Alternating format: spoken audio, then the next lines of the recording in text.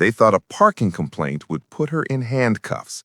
But when the officers arrived and realized the suspect was their own boss, the county sheriff, every smug HOA member suddenly went silent. In Redstone Meadows, the HOA loved control. They fined people for lawn colors, mailbox height, and, worst of all, driveway parking. My wife, Sheriff Danita Holt, wasn't one to be bullied by clipboard warriors. She just parked her county-issued SUV in front of our own house after a late shift. The HOA sent a warning the next morning, claiming overnight parking violated their code. Danita shrugged and tossed it aside. She was exhausted from a double shift handling 3 burglaries. She wasn't about to move her cruiser because some self-important neighbor said so. 2 days later, we heard sirens. I stepped outside to see 2 patrol cars pulling up, lights flashing. Behind them stood the HOA president, smug as ever, arms crossed.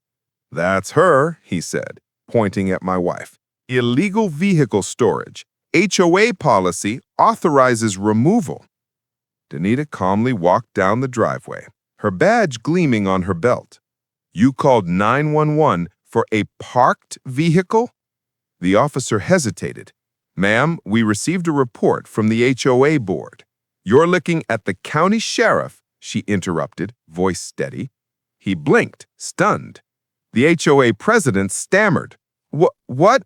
You can't be." She pulled out her ID wallet and flipped it open. County Sheriff Danita Holt, sworn and elected. The officer's expressions changed instantly. "Ma'am, we're sorry. We didn't realize." "Don't apologize to me," she said. "Apologize to the taxpayers you just wasted resources on." Then she turned to the HOA president. "You filed a false police report for parking on my property. That's obstruction and misuse of emergency services." His face drained of color. The officers quietly took his statement, and not the one he expected. By evening, the HOA issued a full apology, trying to claim it was a misunderstanding. But Danita made sure it didn't happen again. She issued a new county-wide memo.